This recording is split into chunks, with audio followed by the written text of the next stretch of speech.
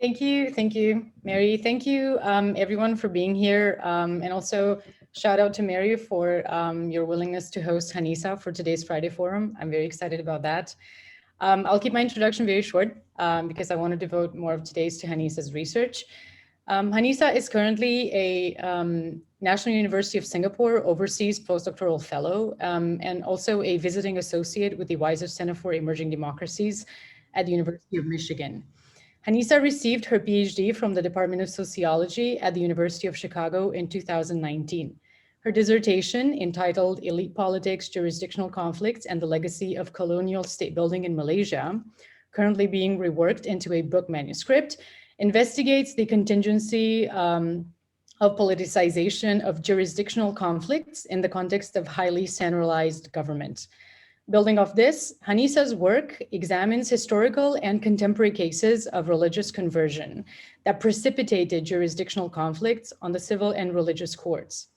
Particularly, she emphasizes the role of religious conversion as drivers of social change and regime transformation that engender new configurations of state power and subject formation. This is also the topic of her talk today. I personally am particularly excited to hear Hanisah's discussion on colonial politics, especially on the brink of imperial collapse within peninsular Southeast Asia, as I believe her scholarship certainly fills a very critical gap in the literature on colonial politics in the region, especially Malaysia. So without further ado, Hanisah, please go ahead. And thank you so much for being here, for agreeing to talk today. Oh, no, thank you so much. First of all, good afternoon, everyone, and thank you for coming to my talk today. It is a very busy week. Thanksgiving is next week, so I thank you all for graciously coming in and spending time to listen to this talk.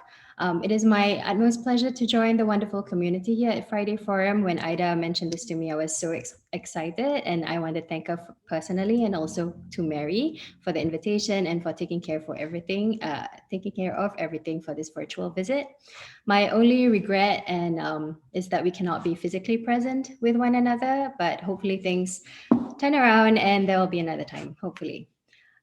So my talk today presents some of the cases of religious conversions that I discuss in my dissertation and now book project.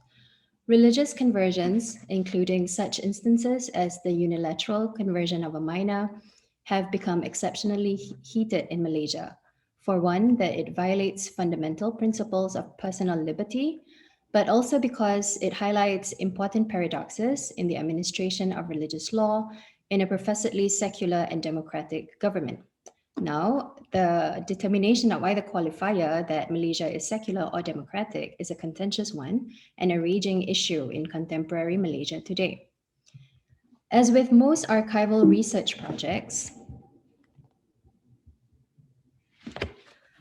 this investigation began with a rather startling encounter in the archives, the kind that provides sweet reprieve from hours on hours of scanning through musty and dusty documents. In my case, these documents are housed across many different places, which I have had the luxury to spend a lot of time in, including the National Archives at Kew, the British Library, the Arkib Negara in Kuala Lumpur, as well as its state centers in Johor, Perak, and Kelantan in the Federation of Malaysia. And I hope with giving you some of the snapshots that it will stir the wanderlust in you and the travel lust in you. And hopefully we get to visit these fascinating places again soon.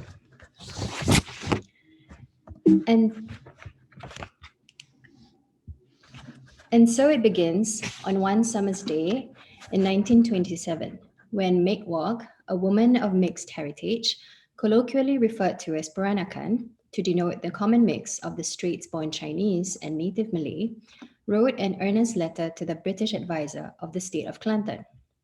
She was a resident of Kota Baru, the new state capital. She explained in the letter that she was born Muslim to Muslim parents, but now wanted to become a Buddhist. She asked for legal clarification on the matter, thus implying that this case was at least nominally unprecedented. Upon receipt of the letter, the British advisor to Kelantan, G.E. Shaw, sent a note to the Chief Minister of the state to investigate the issue. The Chief Minister of the state, acknowledging that this conundrum was well beyond his expertise, referred it to the Mufti, the highest Islamic authority in the state. The Mufti replied that according to Sharia law, it was entirely forbidden for Muslims to convert out of Islam and that it was a great sin for anyone who would support it. Returning the exchange, the chief minister asked further regarding the consequences should one follow through without conversion, to which the Mufti decisively declared that one who would forsake his religion was an apostate, and under the Hanafi school of jurisprudence, he would be sentenced to imprisonment, while under the Shafi'i school of jurisprudence, to which the Malay states deferred, he would be sentenced to death. And that was the end of the file. An important point to keep in mind, the topic of apostasy in the Arabic irtidat from the root ridda is a controversial topic in Islam, with disagreements among medieval scholars on the issue. Some claim that it is law from scripture, thus falling into a category of hudud, while others contest this. Even what constitutes or who constitutes an apostate or a murtad in the first place can vary from one scholar to another. And the relevance of a medieval ruling on contemporary jurisprudence is yet another issue of contention, which bears enormous relevance well into our present moment. But yet, the diversity of opinions on the matter did not feature in this declaration, over which the Mufti, as the sole person on the and final arbiter of Islamic law on the state, had the final say. It would be reasonable for us to expect that the ruling was dutifully related to Mikwak, the Peranakan lady of Kota Baru, in response to a query. Unfortunately, we do not know this for sure since there were no further papers in the file that followed. So we do not know with certainty what had happened to her thereafter and how, if at all, she decided to proceed. But what we do know is that the gravity of a formal inquiry and the subsequent declaration of a religious ruling of fatwa by the Mufti conventionally sets a precedent for future cases of a similar nature, and in this instance, it was with entirely grave consequences. Now that this file was closed without explicit resolution is curious.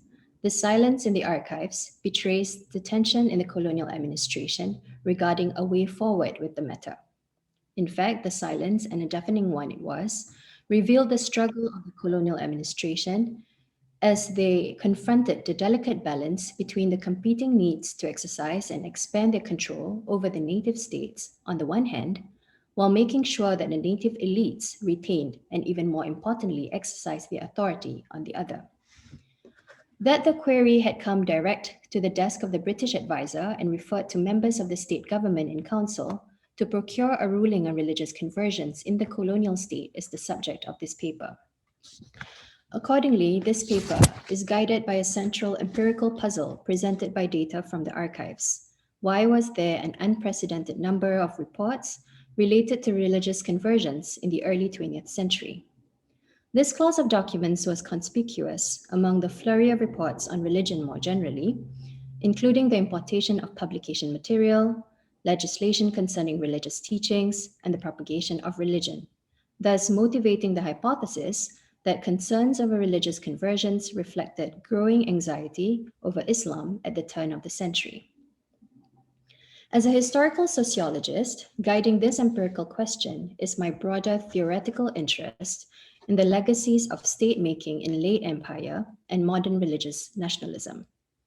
Most of the literature on nationalism in British Malaya focus on the few years preceding the independence movement, and understandably so, since this is when we saw the consolidation of anti-colonial nationalist movements towards the birth of the independent state. Taking one classic and authoritative example, William Roth, in The Origins of Malay Nationalism, identified three streams of nationalist movements that were consolidated on the eve of independence. These three streams were elite-led, English-educated ethno-nationalists, mass-led, Malay-educated ethnic nationalists, and mass-led, urban-based reform religious nationalists. Common among all three types is that they are all what the literature would refer to as state-seeking nationalism, where representatives of some population that currently do not have collective control of a state, claimed an autonomous political status or even a separate state on the ground that the population had a distinct, coherent cultural identity. Against this literature, my work makes two interventions. One, by extending the critical antecedent, as it were, to earlier decades of the 20th century, that is, after the First World War, I am able to uncover an obscure process of state making in late empire that centered around the use of religious laws to sort out and categorize state subjects. Two, this process, insofar as it generates a new legal category based on claims to a homogeneous religious identity, provide roots for a type of nationalist force. Unlike state seeking nationalism, however, the origins of this force is state led nationalism, where rulers who spoke in the nation's name successfully demanded that citizens identify themselves with that nation and subordinate other interests to those of the state. Building on Rolfe's three streams of nationalist movements, I add a fourth stream, elite led, rural based traditional religious nationalism. I argue that the mechanism of state making and state led nationalism is the legal system and the codification of religious laws through the dual principles of coercion and exclusion. But why has this process languished in obscurity, as I've claimed? Simply, to date, there have not been very systematic or satisfactory accounts on British Muslim policy in Malaya and how it transformed over time. There are several reasons for this. One, most scholarship focus on the directly ruled colonies, especially Singapore, and for good reason, since it was a hive of political activity and Muslim mobilization at the turn of the century, but leaving out territories north of the island. British Malaya was first acquired through the settlement of Penang in 1784, and a century later expanded into the native Malay states through the Pangkor Treaty in 1874, and is one of the empire's most diversely governed territories. This is the map of the Malay Peninsula in 1927. This map shows how the different states on the peninsula were organized by type of British colonial administration. You have the directly ruled settlements turned crown colonies on the periphery of the western coasts, marked in red. The pink and orange states further inland were indirectly ruled. The pink states come under a residential system and were later consolidated under federated rule, while the orange states come under an advisory system and remained unfederated. Yet another reason for this lacuna within the scholarship was that most scholars noted, quote, the anti-colonial storms of nearby lands failed to disturb Malay placidity. This observation is curious, considering how British Malaya encountered its fair share of rebellion movements, plugging it into a general trend of anti-imperial mobilizations from the late 19th into the 20th centuries. Now to a very brief discussion on method and case selection for the paper.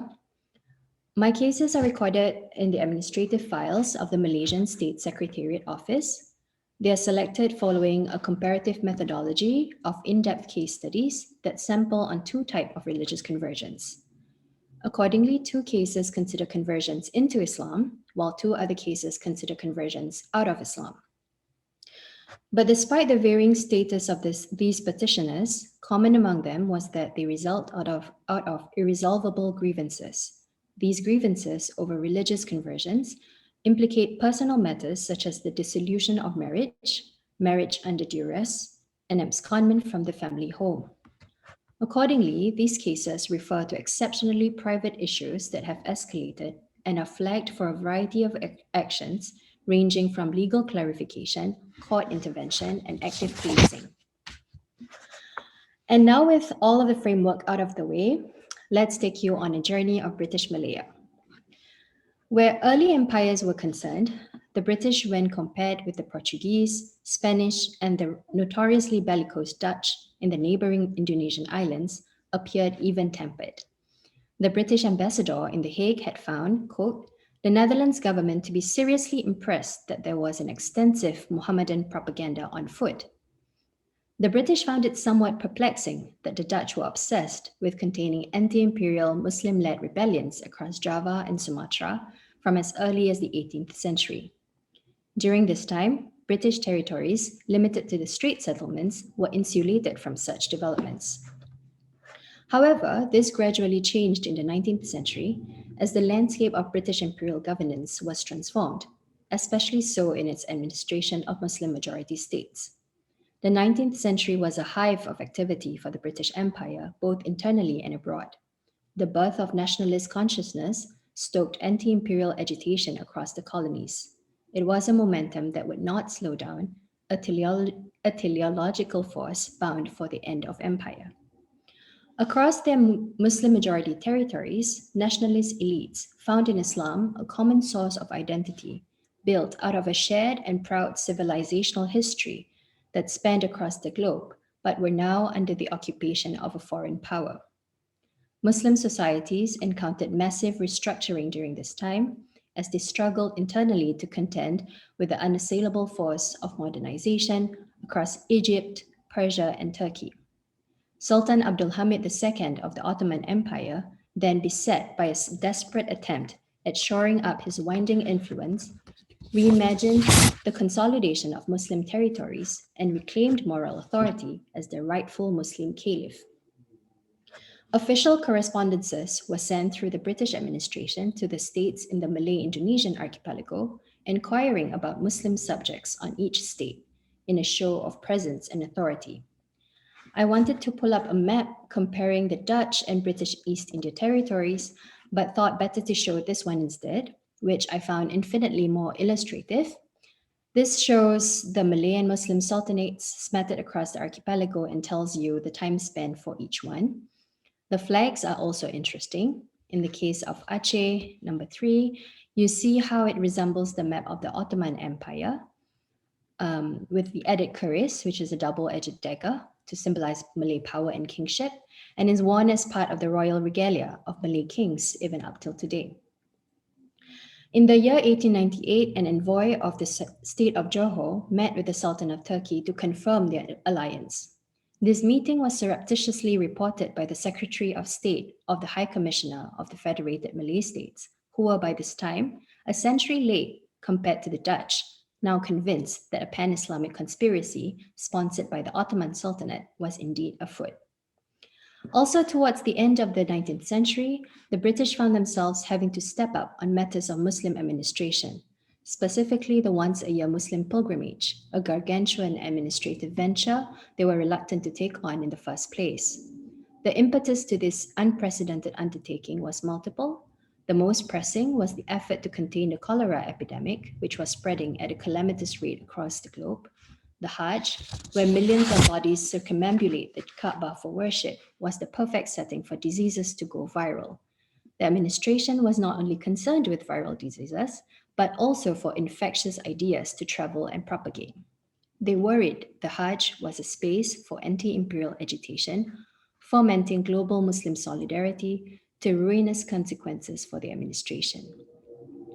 And yet they could not, if did not, placate this growing anxiety by preventing pilgrims from travel, for fear that this will spark yet another rebellion, as they were still coming to terms with the shock and aftermath of the mutiny that rocked the Indian subcontinent in the mid-century. Since prevention was not an option, they had to intensify efforts in the management of the pilgrimage. Among others, this precipitated British administration's intervention into the religious practices and affairs of Muslims on a broader scale. The decades that followed were marked by a massive restructuring policy of colonial administration across the Indian Ocean towards a more centralized government. On the subcontinent, the British Raj took over from the company rule in 1858, and in British Malaya, the strait settlements of Penang, Malacca, and Singapore eventually became a crown colony in 1867. By the end of the 19th century, indirect rule was a central, if not exclusive, repertoire of colonial expansion across India, Africa, the Middle East, and Malaya. At the signing of the Pankor Treaty on the Malay States in 1874, the British came to agreement with Sultan Abdullah that they would lead in all matters to do with state governance except religion and customs. Religion and customs, the fount of traditional legitimacy, was left intact, in large part to ensure buy-in on the part of the rulers and also to ensure minimal resistance among the masses. These seem to have worked splendidly. Half a century later, almost half of the Muslim peoples of the world had come under British rule, prompting the self-declaration on the eve of the fall of the Ottomans that the British was the, quote, greatest Mohammedan power in the world. A year following the Great War, there broke out two rebellion movements on both ends of British Malaya. On the Crown Colony of Singapore, yet another mutiny involving 800 sepoys killed over 40 British officers, residents, and other local civilians. This was named the Mutiny of the 5th Light Infantry, or the Singapore Mutiny. In this case, a Muslim Gujarati male was hanged for the crime of treason. While paltry compared to the bigger insurrection on the Indian subcontinent 6 decades earlier, it nonetheless impressed upon the administration that rampant dissatisfaction and ill feeling were far from quelled, surfacing yet again the indomitable threat of Islam. Up north in the state of Kelantan, in the same year, a peasant rebellion broke out. It was famously led by a man who sported a long beard, often a symbol of male Muslim piety, and who has since then been immortalized in legendary folk tales of the Tok Janggut rebellion. Janggut is Malay for beard. Describing this event, the British resident recounted how the district of Pasir Putih was sacked by rebels, forcing the district officer to desperately flee with the contents of the state treasury. It was reported that anarchy reigned until the arrival of the Malay States Guides, a majority non Muslim force from Singapore, to quell the rebellion. The timing of these insurrections reveals connections to wider global events.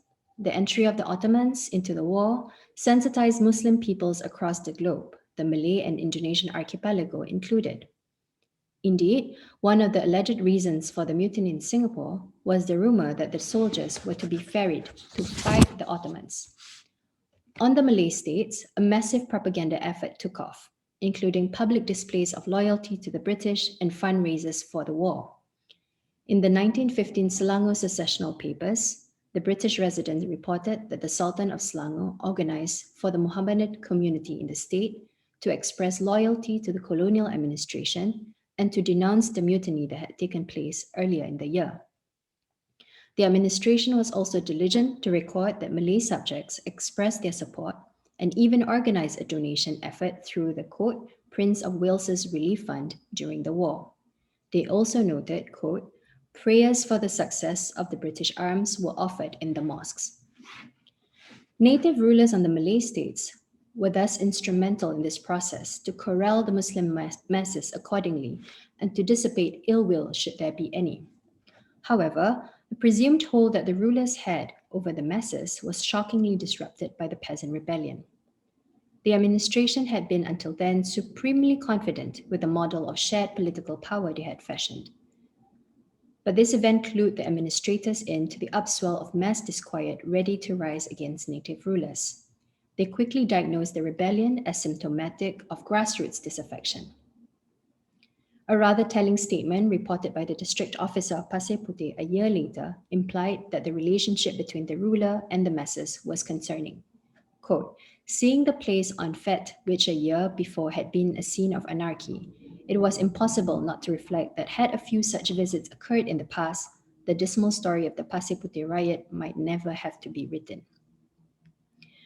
If prevailing colonial policy prior to the war was to consolidate all of the Malay states under one central administration, as they had successfully done for the four states on the west coast of the peninsula since 1895, when the war concluded, the administration was no longer so sure. For one, reform was central on the agenda, and this took on the form of a decentralization policy. Foremostly, this is so as to restore power back to the native rulers of the federated states who had felt increasingly restless at their ever diminishing sphere of influence in state matters. This grievance only validated the rulers of the yet unfederated states' resistance against joining the federation, since they do not want to suffer the same fate as their emasculated counterparts to the West. Despite many problems that assailed the decentralization policy, it was never taken off the table, even until the very last days of British rule in Malaya, which attests to how the administration felt very strongly and consistently that they had to give back power to the native rulers. But even as this was the case, the colonial records showed that the administration advanced control and strengthened surveillance in arguably the most central sphere of the rulers' influence, and that is the administration of religion, for which they seemed to take matters increasingly into their own hands. So, how do we reconcile these different impulses of the administration? And to add yet another kink to the story, if indeed there was an overriding security concern with Islam, as far as religious conversions go, we would expect that conversions into Islam would be dealt with more strictly and possibly unfavorably than conversions out of Islam. But the colonial records did not show this to be the case, and that in fact conversions out of Islam were strictly policed, while conversions into Islam were supported. Perhaps there is an opportunity here to redress some of the colonial governance literature. Indirect rule is often understood as a co-optive strategy of complementary interests, where the principle affords onto the agent circumscribed but vastly diminished autonomy. And yet, what is lesser theorized is not indirect rule as co-optation, but indirect rule as collusion, where the principle actively supports, enhances, and buttresses their agents towards an incrementally expanding sphere of the latter's authority. In the case of state making in late empire, the security interest of the British administration to surveil Islam and Muslims colluded with the anxiety of the native rulers to hold onto power against fears of their diminished authority. For the British administration, traditional Islam of the native rulers presented for them a counterbalance against a rising tide of modernist reform Islam, fanning the fervor of pan-Islamic identity, from which they wished to shield the Malay rulers and natives and themselves, adding yet another idiomatic layer to the title of the protected Malay states. And so this brings us back to the case of Mikwok of Kota Baru. It is significant that a year following her letter to the British advisor and the pronouncement by the Mufti that the punishment for apostasy was death, this triggered an entire process of reform. Legal reform on the Unfederated States included the passing of a new enactment, the Courts Enactment of 1930, which regularized a court system, thus effectively organizing the judiciary into 7 levels. More significantly, it incorporated the religious courts within a hierarchy and an appellate structure. At the apex was the Court of Revision, composed of the Sultan and the British advisor. This was followed by the Court of Senior Magistrates with unlimited jurisdiction in criminal, probate, and civil matters. The Mufti set to advise in Muslim criminal matters, criminal cases, and matters on Islamic law. Below this was the Courts of Magistrate of the first and second classes. Following this was the Court of the Chief Qadi with jurisdiction over civil matters according to Islamic law and Malay customs. Unlike the Court of Senior Magistrate earlier, criminal jurisdiction was confined to domestic cases of assault with appeals to the Sultan. On the lowest rung was the Court of District Qadi, where appeals went to the Mufti, who led the Majlis Ugama, that is the religious council. Legal reform not only brought the religious courts in line with the magistrate courts system, thus giving it the formal efficacy it lacked before, but also, and more significantly, circumscribed the application of Islamic law through the selective codification of laws as well as the determination of personal jurisdictions of religious courts and the subject of religious laws. These determinations were not so simple as the following cases will illustrate.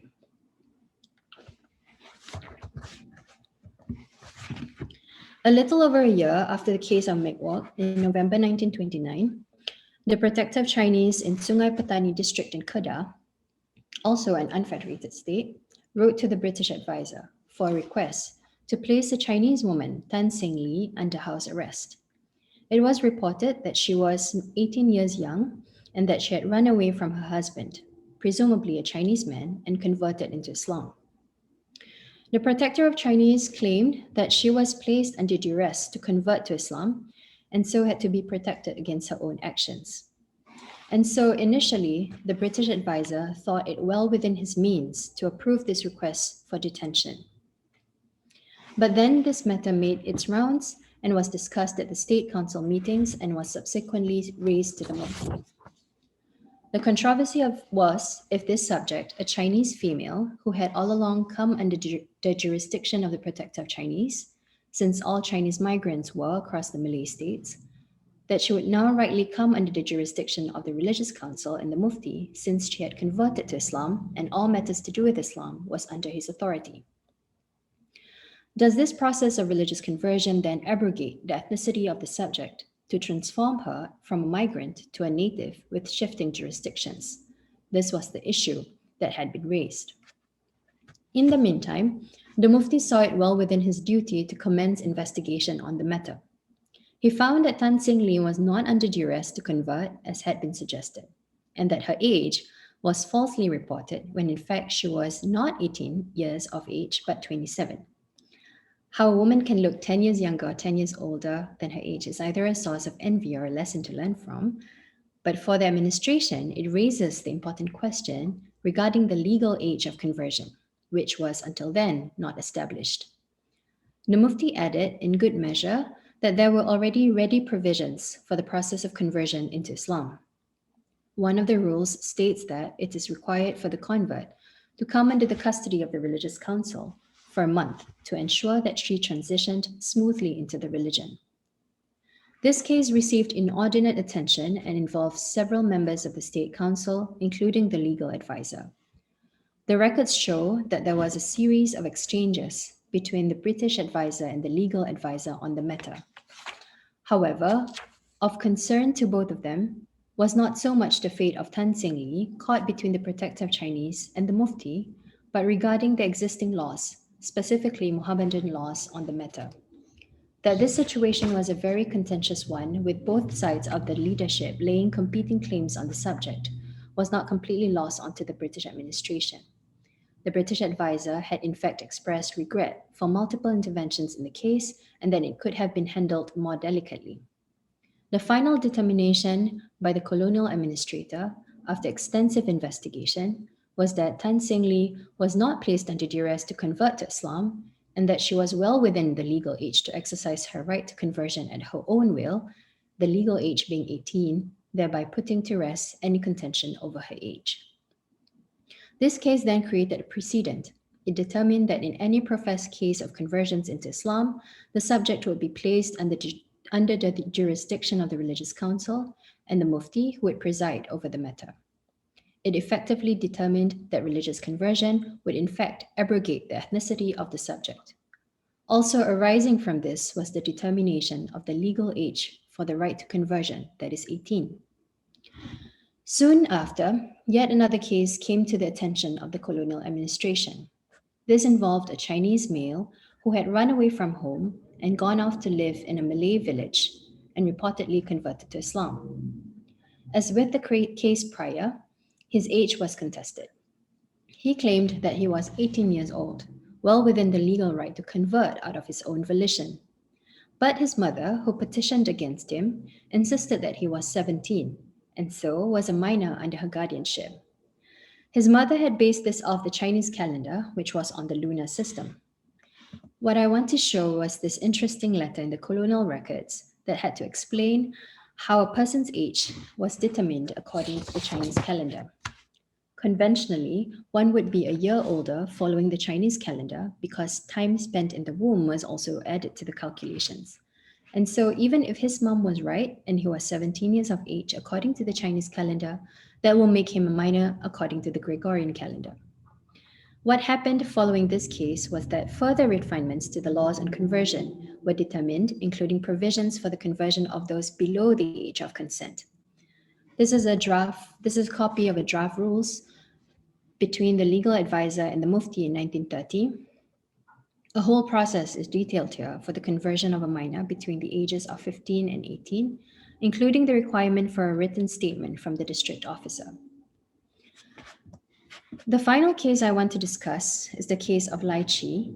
In June 1937, a Chinese woman named Laichi from Kota in Kelantan converted into Islam, professedly out of her own accord, and took on the name Cik Zainab. In November of the same year, she married Ahmad al-Mubarak. 2 months later, her husband lodged a report to the Sharia court that his wife had run away. He appealed for the court to intervene in the matter and to return her back to him. This woman was said to have run off to Singapore but had returned to Kelantan in February of 1938, only not back to her husband. She had instead claimed that she had reverted to her old religion and was now living with her uncle. This case is interesting for many reasons, just like all these cases before it. It is significant to note that just like the case of Mikwok, this case prompted further reform. In 1938, it was finally determined that the courts of Qadis had no jurisdiction over non Muslims and could only deal with civil matters where both parties were Muslims. We know that this is no longer the case today, and that conflicts over jurisdictions persist and are particularly explosive in Kelantan than anywhere else in the country. Summarily looking at these cases and their outcomes, we find that after each case, further refinements were placed upon both the substantive and the personal jurisdictions of religious courts. As religious laws and religious courts were incorporated within a centralized administration, thus imbued with equal stature as magistrate courts, so too were further refinements to rightful claims over religious and native subjects. Bureaucratic state making in late empire centered around building up the legal system through the transfiguration of traditional into legal rational authority.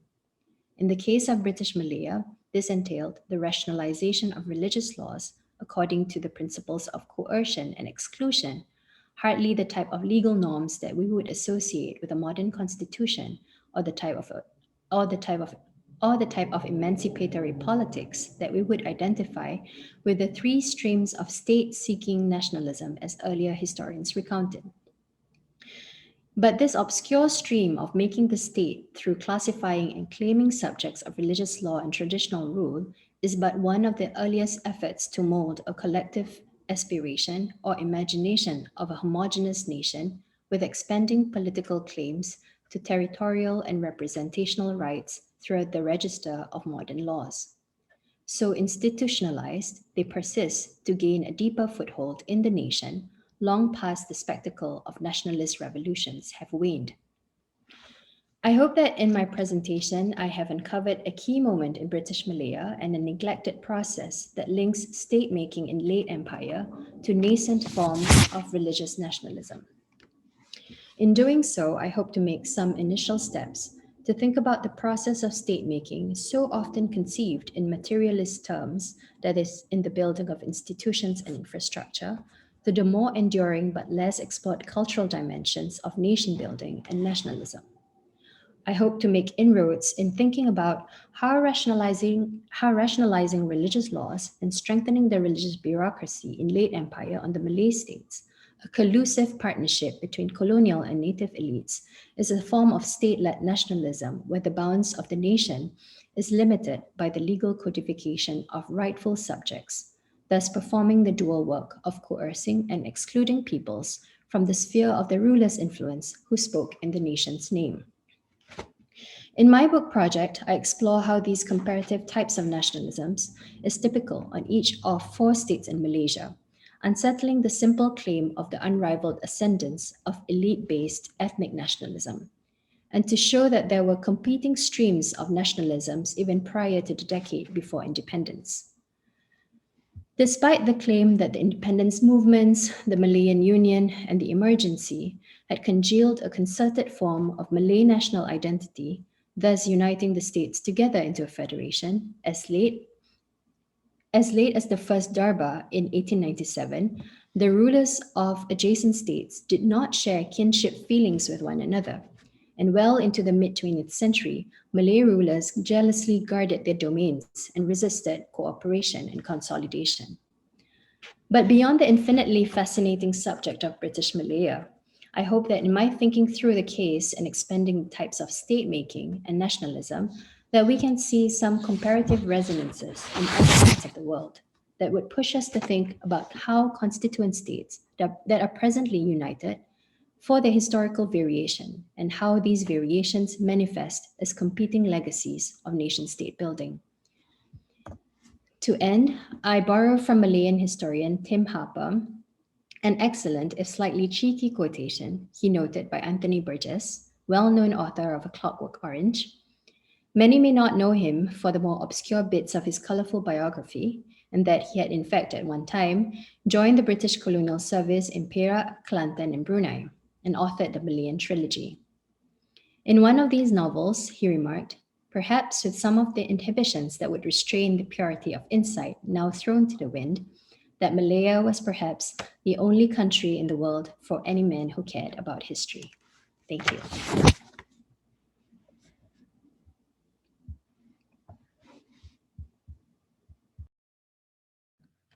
Thank you so much for this, Hanisah. This was really great. It was such a fine, great analysis of the very many generative frictions between the state actors, the elites, as you mentioned, imperial subjects that really led to the rationalization of religion in Malaya as we know it today. So we now invite questions. If you have any questions for Hanisah, you can just go ahead and ask, or you can drop them in the chat box. Oh, here we have one from Larry. Larry, do you want to go ahead and ask the question, or should I read it out? Go ahead and read it, Ida. Okay, thank you. So Larry is asking, of your 4 cases, 3 of them were female. What was the general case? Was that the general case, that is namely more females sought conversion than males? And if so, what exactly factored into that? Thank you for the excellent question. In the case of that's a great observation, that there were more cases related to females than there were related to males, and I don't have a definitive, conclusive response to your question for a couple of reasons. First, the cases that I have found in the colonial records, and the 4 of them that I show, and I cannot say conclusively that they represent the entire universe of cases of religious conversions. There was no such thing as an aggregate measure, or there was no aggregate record of religious conversions that were recorded in books, for example, for me to see. So say in 1920, there were 50 cases of conversions. In 1921, there were 60. So these cases are the cases that had come to the British colonial officers' desk and were flagged for discussion. And they were important cases that were flagged for discussion. And these were the actors that appeared in these cases. So I'm not sure. I cannot say for certain that there is a gendered dimension to this, but that's a great observation. And when I look back onto my records, I will take a look at the gender dimension. I would think, and I would speculate here, that there may be a gender dimension to this because of issues to do with guardianship of females more than guardianship of males.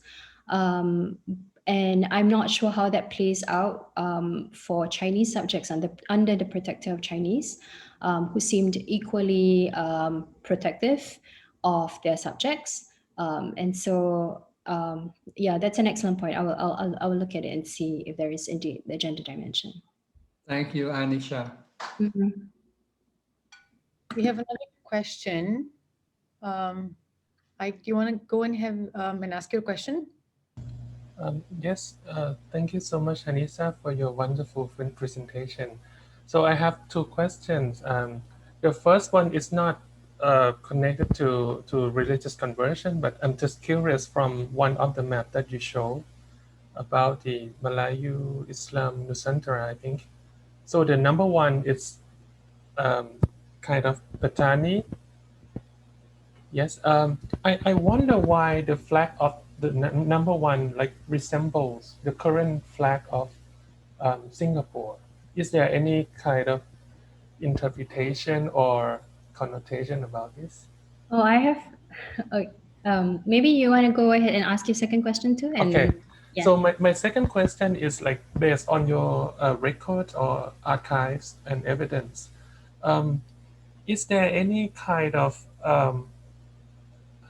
ethnicity gaining some weight in terms of court consideration? For example, I noticed in your table that there's Siamese, Chinese. Like, is there a discrepancy in terms of their consideration of cases? Yeah.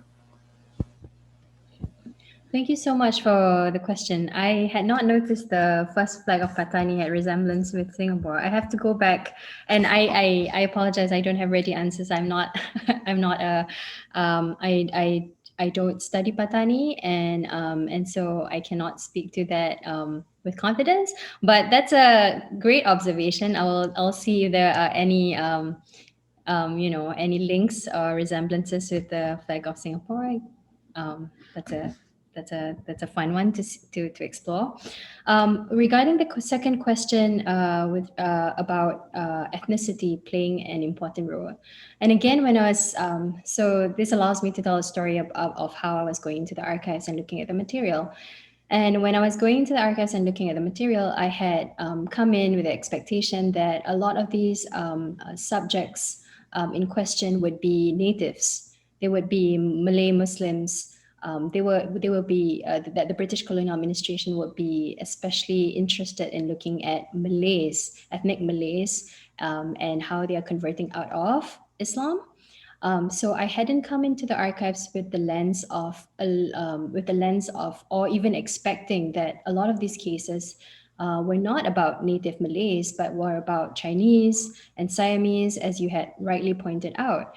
And so I believe that that you're right, that there was an increasing anxiety and politics of ethnicity that was going on during this time, specifically coinciding with the decentralization policy for which Sir Cecil Clementi, who came, who had increasing notions that he had served in Ceylon, and he had observed how he had observed problems with the Chinese migrant communities there, and he came to serve in Malaya after his stint in Ceylon with a sympathetic view towards Malay natives, and that he was convinced that the Malay natives should be given more autonomy and short of saying that the rightful land should belong to Malay natives, and wanted to push in that direction. That was his project. Sir Cecil Clementi. Of course, he had pushback, right? This project had pushback from other people in the colonial administration, but that was the thing that he was pushing for.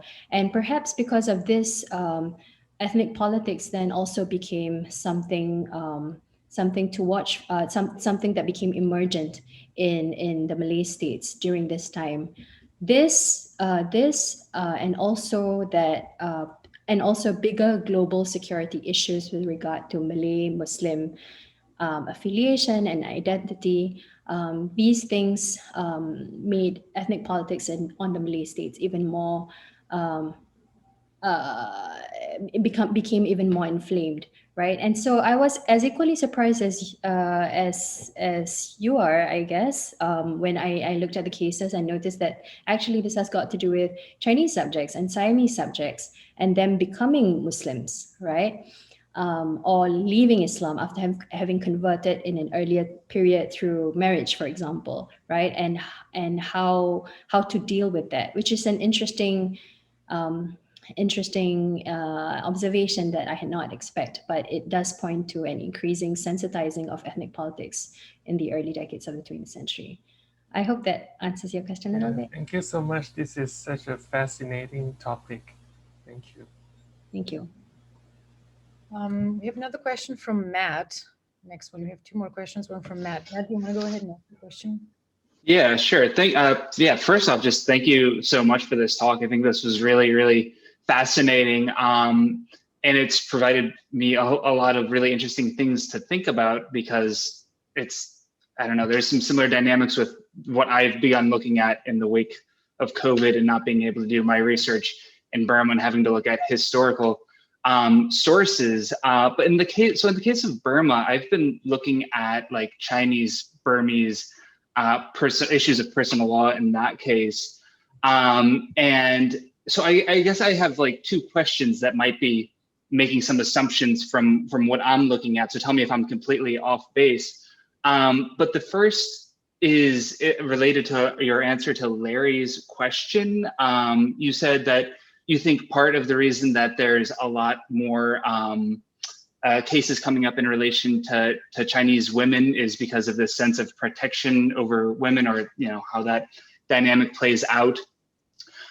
When I've been looking at this stuff in Burma, the British authorities there seem to have a really sort of, I guess, racist sense that Chinese law and Chinese customs are bad for women. So they show this sort of preference for allowing Chinese, either mixed Chinese, Burmese women, or people that are Chinese but born and raised in Burma, to be considered as subjects of Burmese customary law instead of Chinese customary law.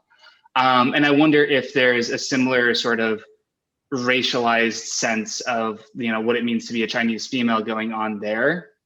And the other question that I have is just in terms of what conversion would mean for somebody's personal law, whether you think, or how you would think, these sort of more, I don't know, financial or material questions of, how an inheritance would be handled, how a divorce would be settled, plays a factor into the motivations that people have for converting from one religion to the other. No, thank you so much for those excellent questions. And the case of Burma is fascinating. I don't study Burma, but every time I give presentation, people will be like, Chinese in Burma. And so which makes for a fascinating comparative study, right? British Burma and British Malaya. And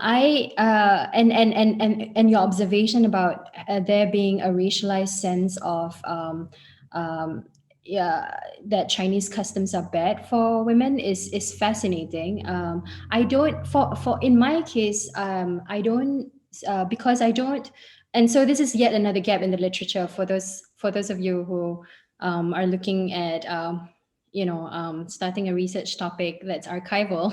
Another gap in and if you speak Mandarin or read Chinese, this is another gap in the literature of the Chinese communities in British Malaya, which there's so much that was going on, but there's not a lot of material that's been covered on the Chinese in Malaya, and which is an interesting topic to venture into.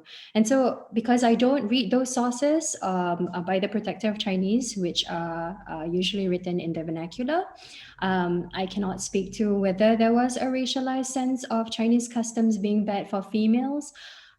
Presumably, if that happened in Burma, that a similar dynamic could probably be seen, but maybe with different types of, not like a kind of, not a Burmese versus Chinese, but something else that was happening in British Malaya. But to add to this conversation about how British colonial administration did have a racialized sense of preference with regard to different types of laws. One excellent example and a comparative one is the British did favor Muslim law over Adat law, for example, in a way that you don't see in Indonesia, right? In Indonesia, Adat law and Sharia, Adat law was as important as Sharia. But in the British colonial administration project, right, there was a preference and that there was a kind of a racialized preference of Muslim law being a more how do you say, enlightened kind of law as opposed to Adat law, and trying to rationalize laws in that way, trying to circumvent land laws, Adat land laws, and through Faraid, for example, through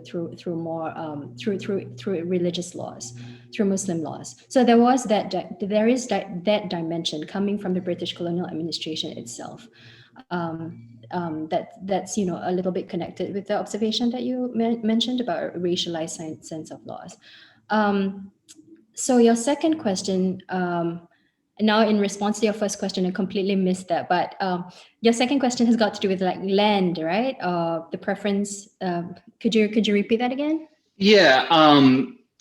In terms of what somebody's rights to, inheritance, or, what property they would own after a divorce might be when they're switching between these different religions, and if that is something that you see motivating people's decisions to convert to different religions at different points of their lives?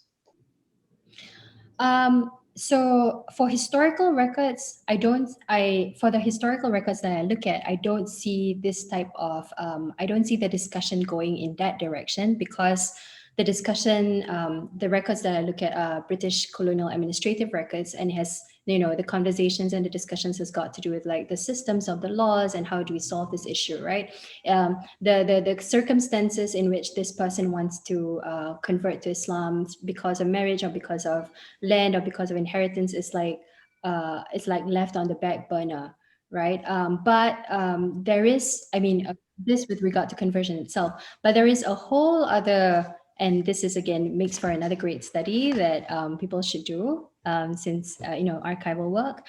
There is a whole other document on defining, and this is later in the 20th century, defining who is Malay and who is a Malay person, who is Muslim, and that has everything to do with land.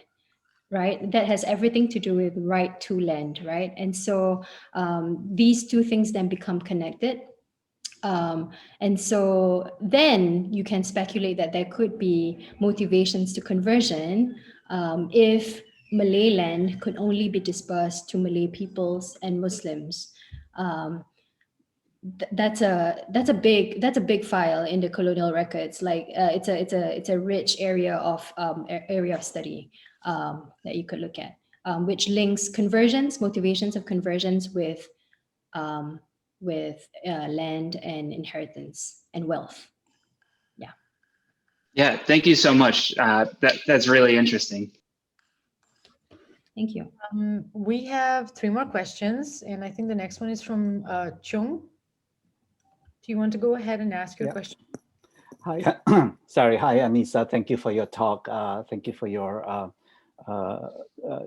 talk brought back memories of being in Arkhip Nagara and breathing in all the musty smells. I'm Chung Soon. I'm from the University of Wisconsin Superior, way up north. I got 2 sets of questions. The first to do with the numbers that you offered. In your answer to an earlier question, you said, you mentioned something like the British recorded 50 cases under adjudication, and then the next year 60. So my question is, did they continue to keep numbers? Do they keep going up?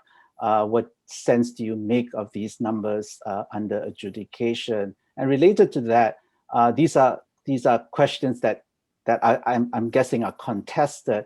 What about conversions that are not contested? Who records it? Does the Qadi record it? Do you have access to it? What is the percentage of cases under adjudication as a percentage of conversion as a whole? So that's a kind of like a numbers question. That's my first question. Second question is about how well these legal reforms traveled. And your cases are mainly in the unfederated Malay states. Did they travel to the federated Malay states and the Strait Settlement? If so, were these reforms adopted wholesale, or were they modified in states that were not Malay majority or had a higher number of non-Malay residents? Yeah, thank you for your talk. Thank you so much. Those were really, really excellent questions, and I'm glad at least one person in the audience has been to the archive. That's great. And as you will 18 months. 18 months. And as you will know, and you will confirm this to the audience for me, that it's so difficult finding things there, and it's getting much more difficult with COVID. Those were great questions. So number one, with regard to numbers, I think there's a clarification that I need to make. The response that I gave to the earlier question, I expressly said that there were no such things as aggregate records that the colonial administration put out, right? There were no such files that could indicate in an aggregate form that, in one year there were the X number of conversions, in second year there were, there wasn't those kinds of records. Those are the numbers I am looking for, actually. Like, I want to be able to tell a story about aggregate numbers over time, but unfortunately, those are not ready out there for me to have. To your second question, part two of your first question with regard to conversions that were contested and conversions that were not contested, right? That's an excellent observation, because as a social phenomenon, we would expect that conversions did happen. Conversions in, conversions out across different religions did happen in a plural society like the Malay states were, and they happened without notice, right? They happened without any trouble. They just happened quietly, and then people converted in through marriage. They belonged in a community, and then it is fine. But the cases, so in the colonial administrative records, what I saw and what I claim to be unprecedented was that in the 20th century, then you start seeing the colonial administration making notes of these cases of conversions, when before it did not happen. But could you speculate that before that there were no cases of conversions? I think that's impossible. It was just that these cases of conversions did not become something that was on the radar for the colonial administration. It only became a matter of security concern in the early decades of the 20th century because of all these other things that were happening on the global scale as well as regionally. At least that is my impression, and that is my impression of what is happening, reading and just going through the colonial archives. Your second question regarding legal reforms is again a very excellent one. And the short answer to that is yes. So these reforms traveled. And so it is an interesting case in which the federated Malay states were the states that first came under colonial administration, and you would expect that the legal administration in those states became so much more structured, right? But then these cases created precedent in the unfederated states, and the court's enactment that I mentioned in 1930 then traveled to the federated Malay states also, across all of the Malay states, regardless of whether these states were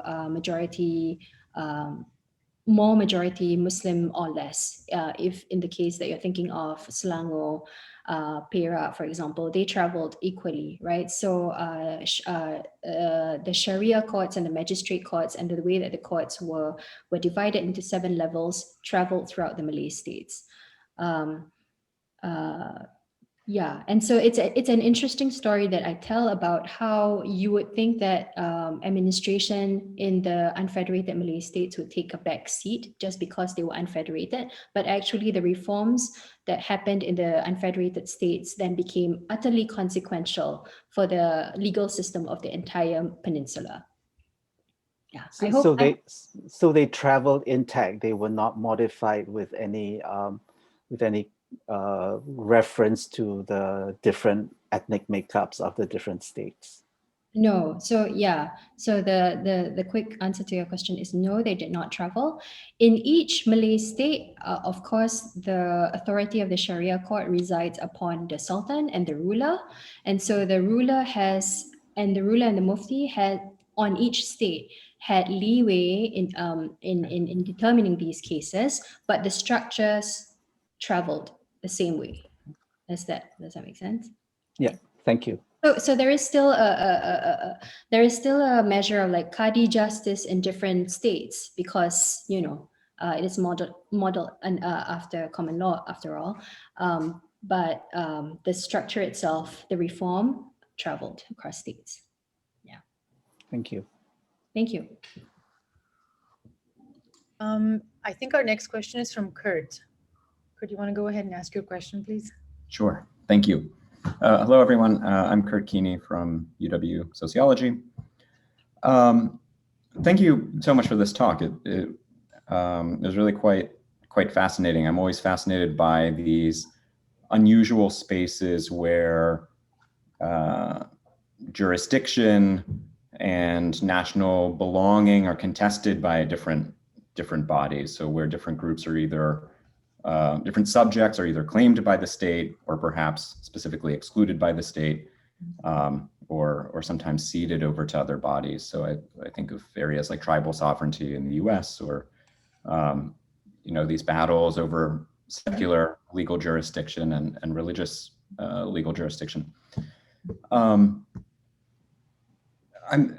I struggle to create a pointed question on this, but I wanted to maybe throw out just a general topic and trust you to be better informed than I am to take it somewhere interesting.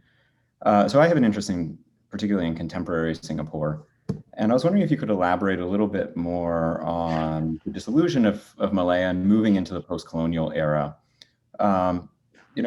What fragments of your research were picked up and carried by these newly independent states in Singapore and Malaysia, and how were these claims of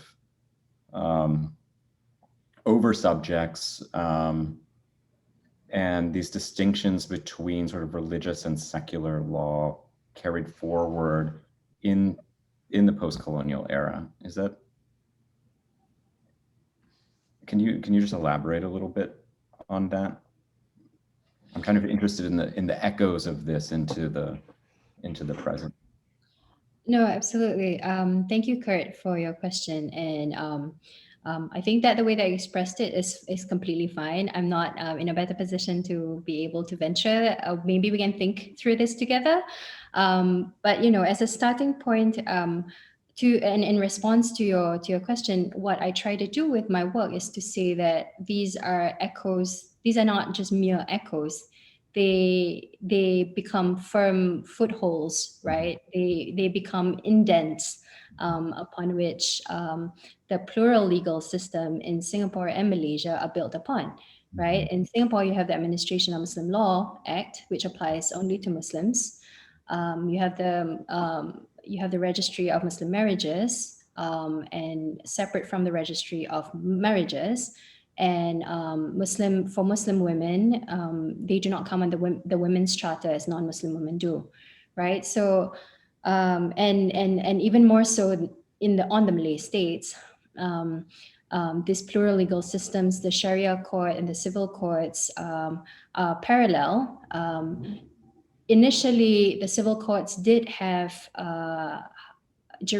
overall jurisdiction, right, over all of the courts, including Sharia court. But over time, constitutional amendments were made in which the civil courts no longer have jurisdiction over Sharia courts. And that's why you see much more friction between the both.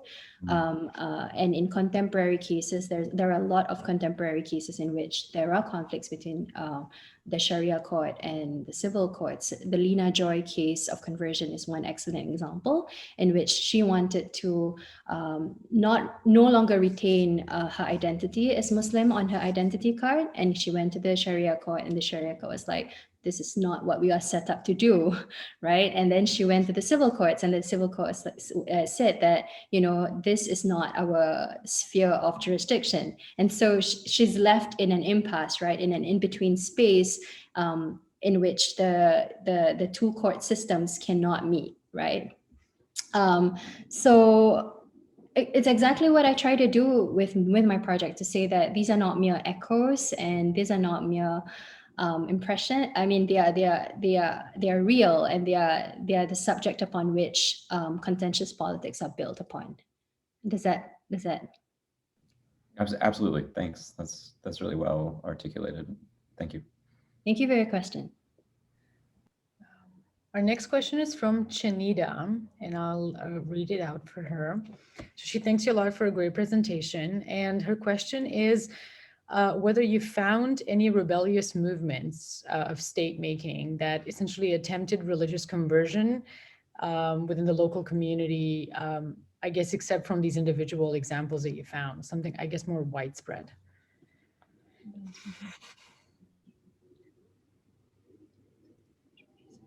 I have a clarifying question for this one. Do you mean like, do you find it? Hi, Chanida. What is your question? Sorry.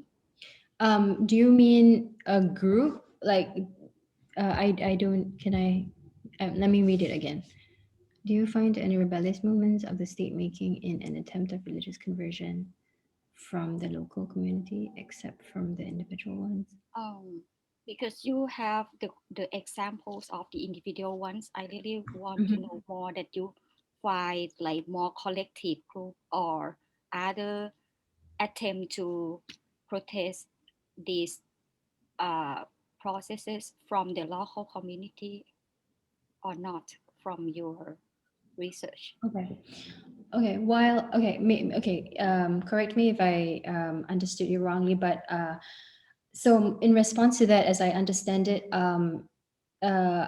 these cases, although it pertains to the fate of specific individuals, right? The female or the male individuals who are the subject of the petition.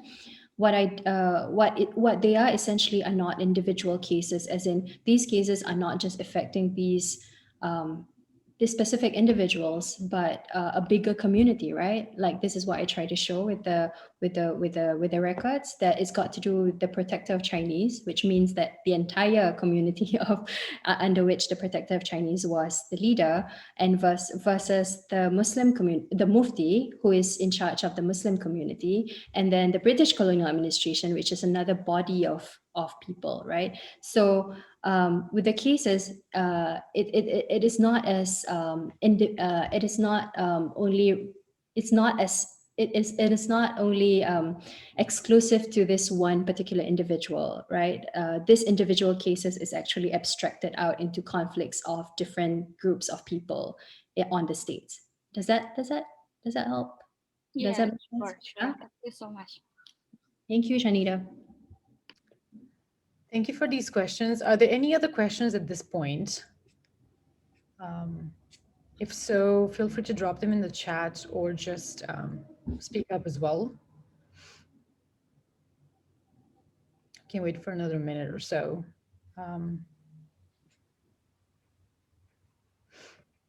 If not, then maybe we can, oh, there it is. Catherine.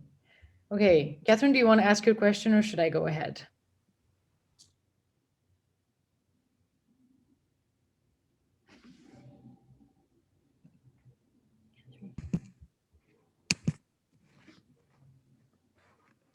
There's You should Catherine. go ahead, but I figure out what to push. Anyway, I was just wondering what were the, I enjoyed the talk. Just to get at the motivation of other people, sort of building on a question that Matt was asking, what would be reasons why one, I'm assuming they're becoming Buddhist or Muslim, whatever, what would be their motivations? What were the benefits in those particular contexts that would lead one? Were there certain protections that these people were hoping to gain or certain benefits? Just wondering if you could elaborate more on the motivations and benefits. Thank you for that. So insofar as what I can read from the documents, and this is one thing that I stress, right? Like the documents and the way that they are describing why the circumstances for the need of conversion into and out of Islam were deeply, deeply personal matters, right? It has got to do with a marriage that has gone awry, an affair, possibly a case of a person who decided that they were going to be leaving their abusive parents to live with a new community, as in the case of the Chinese boy, who, you know, within the files there was that that there were discussions about actually he was being abused by his parents and he left.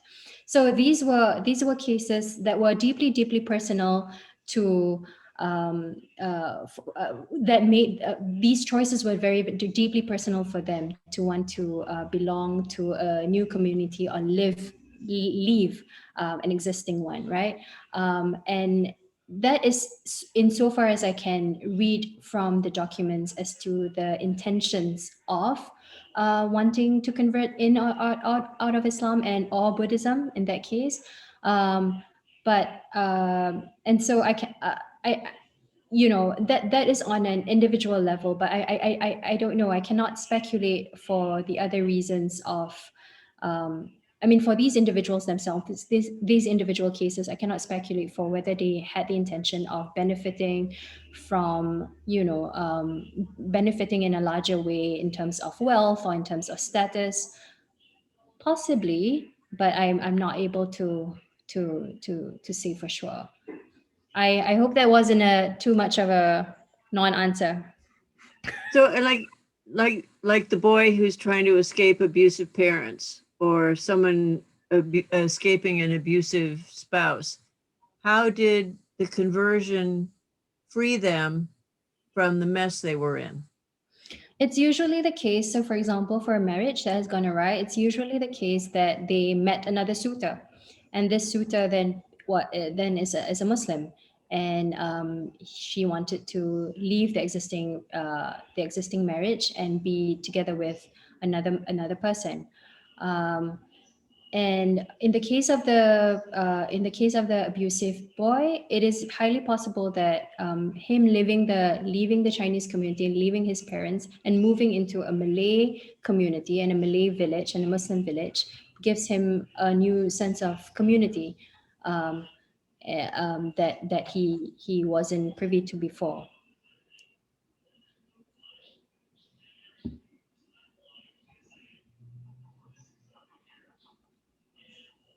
Thank you so much. Well, thank you so much for this talk, Hanisah. It was really informative. Again, as I mentioned at the beginning, filling up important gaps in the literature, especially on colonial Malaya. Also, thank you everyone so much for this wonderful discussion. I think there were so many interesting things brought up and discussed, and I think what clearly came out is just so many more puzzle pieces to be put together. So that's so exciting for the future and for future directions. So I do hope, Hanisah, you found the discussion generative as well. And again, thank you so much, everyone. Have a great weekend and a great Thanksgiving break to everyone.